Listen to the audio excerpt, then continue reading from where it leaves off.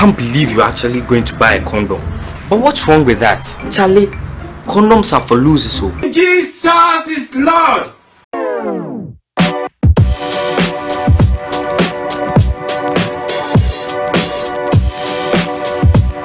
Hey yo viewers, welcome back to my channel once again. Thank you very much for clicking. Sherman says, of course, my name is Sherman and I would want to say welcome back to my channel. If you are new guys, kindly click on the subscribe button and also do not forget to click on the push notification. Thank you very much for all the support, all the effort you guys have been putting into my videos for the past month, and I'm really excited because July is my month. I'm a July born, July born is rock, you guys saying. So I'm in a good mood all week, and so YOLO dropped episode 7 and episode 8, and of course you already know I always combine 2 episodes to review, and this time around as on the road, Mrs. African gossip. Hey, mommy, I go send me. Oh, David, but then she makes the movie lively.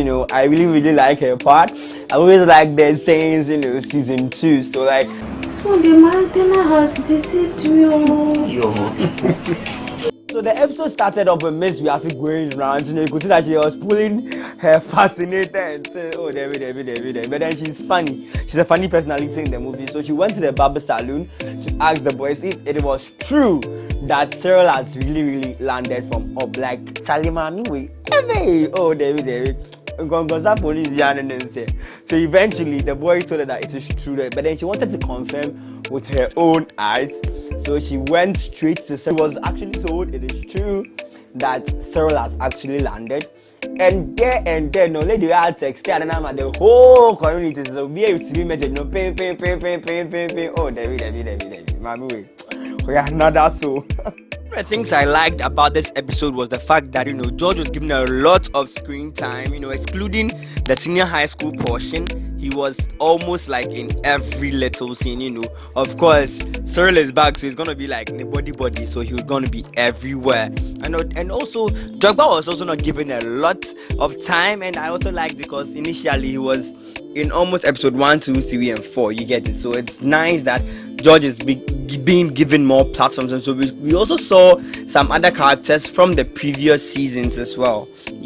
Monster, we saw Abrantie, like we saw all the other people. And that's right there also brought how we felt about YOLO when they started from the previous seasons. We were able to enjoy all the variety of characters with the new ones and the old ones as well. So George in this episode was seen in his full glory.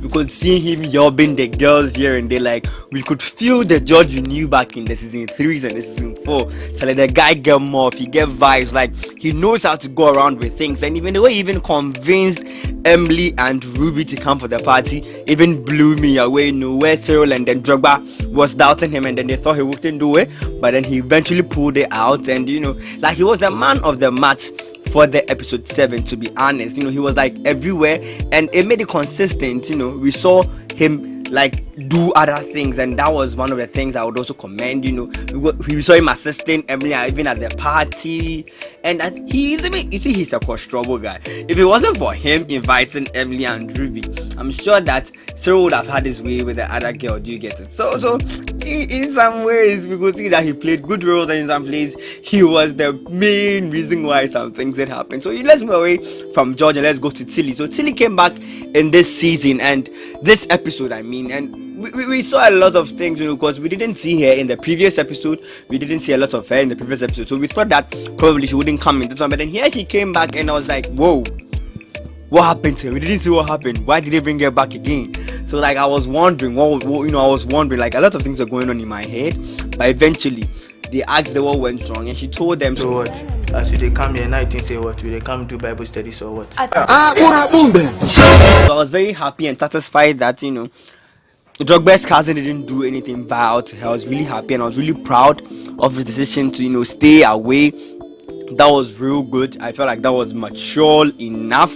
Yes, that showed he was a real man and he knew what he was doing. And even if he had raped Tilly, I wouldn't have been bothered. Not that I don't like women or something, but then the thing is, Tilly was the one giving off those vibes that she's into those things. So like the guy also thought that maybe she was also like in for all those things. He didn't know she was a virgin and all. So like for it to just come as a surprise, of course it go killing vibe with the bab. So in some ways, I don't want to side with the rapist. I would never condone rape on my channel, but I feel like per the circumstances and what had happened and what had ensued, that was what was meant to play out.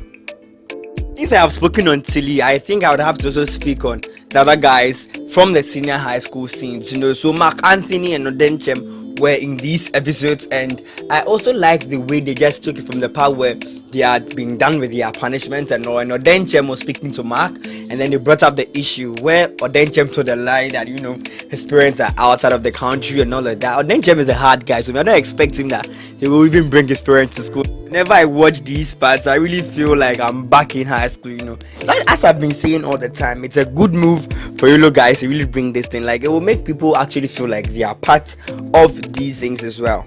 And of course, since Mark Anthony is playing the good guy in this movie, he would have to raise concerns about Odenchem telling lies and all. But Odenchem and then Mark actually represent two kinds of people in school. You have the hard people, and then we have the soft ones, the bees and then the hustlers. It really paints these pictures, and Charlie brings back the euphoria how we used to feel and all of that about senior high school. So talking about this scene as well. So as they were there, his bully, Mark's bully, Ariana's ex-boyfriend, that is Flex, and his sidekick came there, and they started, giving praises to Odenchem, like those things that we do in senior high school. Like, Charlie, when you do something wrong, then that is when the people or your friends come and praise you and be like, Charlie, you're a hard guy. No. So those things, Charlie, happened, and after they were done with Odenchem got angry and he left. And of course, I knew that in the previous episode, Flex had seen Mark and Ariana outside that day because he brought up that issue, or it is either his sidekick who told him. So he brought up the issue and he warned Mark to stay away from Ariana. And I you could see that Mark, I am shit. Mark, I am shit. One side, one was out here. Up on episode 7, George, Drogba, and then Cyril were planning for a mega party to surprise, Emily of his arrival, because it seems he never informed her that he would be coming very soon. So it seems they wanted to surprise Emily. So that was what brought about the planning of the party and all. And I also like the way they planned the party. Wasn't very big and all, but then eventually the party came on, and before Cyril had left for the party, his mom, that is Antonio, who is being played by Jackie Appiah, called him and then asked him to stay safe. In as much as we are enjoying this movie, YOLO always reminds us about the educative portions of this movie. So, and his mother also said that she knows very well that he's not a virgin, but then he should protect himself and all. Charlie, I think I need such parents these days. Like, with the hand kind parents, like parents who really understand. Like, Charlie, some of us you don't get these things that your parents tell you that take a condom outside, smash your eyes or something. So eventually he was given the condom and all to go, but then he refused and told his mom that he'd play safe, and he was warned to come home early. He shouldn't stay up late. So basically episode 7 was all a prep up for the party that took place in episode 8. All in all, I would want to say that episode 7 wasn't all that what I was expecting for, because I was really anticipating for more of them. Like, I was expecting more action from the actors, but then it wasn't bad as compared to episode 3 and 4. It wasn't that bad. I really liked this one as compared to the other ones, but then I know that things will change as time goes on. So now moving on to episode 8. The pilot scene of episode 8 took off from where they ended at episode 7, and that was the club scene where Cyril, George, Drogba, Monster, Branson, like all the guys from the previous seasons that we knew were gathered all around. They were having this chit chat, teasing themselves, just like that. Jasmine just dropped the bomb like from nowhere. Just that? You wouldn't tell them I was your first kiss when we were like 10 years old. This girl, you just like that, you came in the movie, no, guy, but then Charlie, if you want something, you have to forcefully get it. I understand here, but Charlie, Cyril has this girl already, so Charlie, forget, cry. So Ariana and Mark Anthony are featured in the next scene where we saw Ariana waiting for Mark in front of his class, and Charlie, hey, but say some love be there. It was bro. Hey, when shall I go get a woman like this? Like, it'd be crazy. So the girl was actually waiting for Mark, and it seemed Mark has been avoiding her for a week now, and she had to express some concerns, but then Mark initially declined it and denied it and said that it wasn't true and all. But then later he opened up and told her that her former boyfriend, that is Flex, has been taunting him and then has asked him to stay off of Ariana. So Ariana had assured him that nothing of that sort would happen, and she does not want to go back to him, or he shouldn't be afraid of Flex. So just after the conversation, his friend also doubles as the class prefect of the class just walked outside and told him that, oh, this lady, that is Ariana, has been talking all about him even in the girls' dormitory and all. And then she further asked whether they were dating or not, and he told her that they were not dating and all. But you could see that Charlie, Mark Anthony was blushing and not even said Charlie said somebody's showing concern about him or something. But then Charlie, let's see how that one would turn out. So another eye-opener in this episode was where Abrantier wanted to take some alcohol before he goes back to dance with Pearl. And of course, when he asked for the alcohol, his friends Monster and the other guy were raising questions about why he's going to take it and all. And then he made the claim that the way Pearl's mind they give him the Charlie, he for killed the shot and all. But Charlie, I really felt like that part was so unnecessary. Like, why they want to talk alcohol before you go do anything like that? Because like, you don't need it. If the girl in mind there, it be just very simple, say if you do whatever you want to do. And after the long talk by his friends, Abrantier didn't listen. He still went ahead to take the drink, and he didn't even take one shot, he even took 3 shots, and then he ended up smelling full of alcohol. So when he went back to dance with Pearl, they were dancing alone, and of course when you are drunk, you could see that if the next person close to you can smell the alcohol. So unfortunately for him, Pearl smelled the alcohol and asked, he wanted to lie, but it seems Pearl found out and she got angry and she dumped him at the club. Now this is like one of the most yawa thing I've ever seen on TV. Like this one, the yawa cry, the whole world be he do yawa. Like you see, what done presek?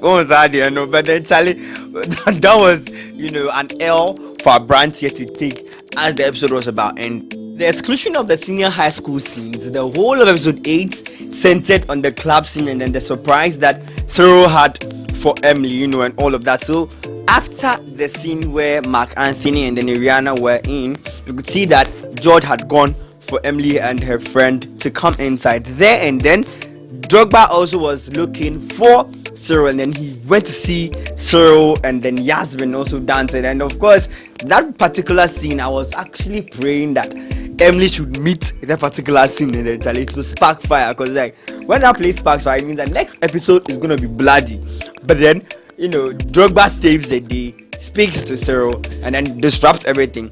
But then as soon as he leaves, both Cyril and then Yasmin head to the VIP section, and then Emily starts looking for Cyril, and then here comes the the confusion and all, where you could see that George was calling Cyril, Drogba was calling Cyril. Like, if it was not that he didn't want to he didn't want to actually be there with Yasmin, and he actually wanted to cheat, he would have been caught and like all things would go south. But then the thing was, he was actually feeling uncomfortable with Yasmin being all over him, so he had to check his phone frequently, and then finally he saw Drogba's call and ran to meet Emily. Now here is the whole killer show.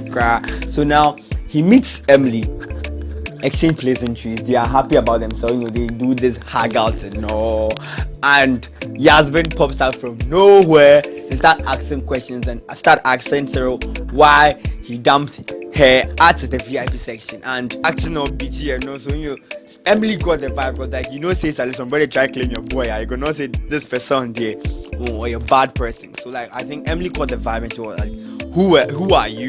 And the girl replied, I'm Cyril's wife. Then I was like, damn, this was the action I'm looking for. So to sum it all up, episode 7 and 8 were very good, even though I was a little bit uncomfortable with how episode 7 was going. Episode 8 had really kept the race or the pace at which the episode 5 and 6 ended. It was really keeping it going, and I felt like more action would come out of episode 9 and 10. I know that people are really anxious to know what happened in episode 9, but I'm also anxious. I want to know whether a fight will come. I want to know whether Emily will break up with Cyril. I want to know whether she'll take you. I want to know whether even she has even matured from how she used to behave in the previous seasons. Guys, I know you guys really love watching YOLO, and of course, if you love watching YOLO, you would have to support my channel. Please click on the subscribe button so that you keep my channel growing, so that I can always come back here, feel motivated to give you guys reviews on YOLO. And guys, if you really reached this part of the video, please click on my subscribe button, subscribe, and also watch the other videos I have on my channel. Guys, this is why I leave you. See you same time in another video, guys. Bye bye.